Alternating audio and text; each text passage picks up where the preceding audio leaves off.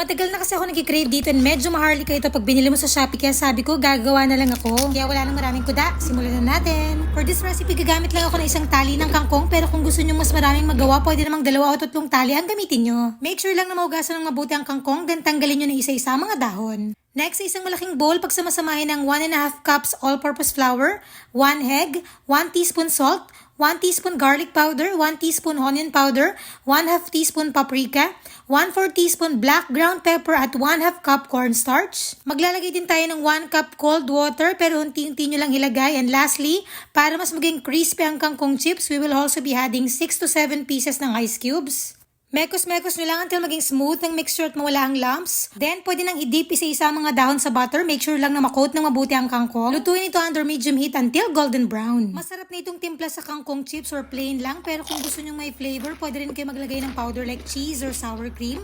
Pwede rin barbecue kung bet nyo yan. At ayun na nga, talaga namang napaka-crispy, napakasarap. Hindi na kailangan bumili kasi kayang-kayang gawin sa bahay. Siguradong mas makakamura pa kayo at mas marami pa kayong makakain. Ayun, share ko lang kasi naaliw na naman ang ina nyo. Sana kayo rin. Babushi!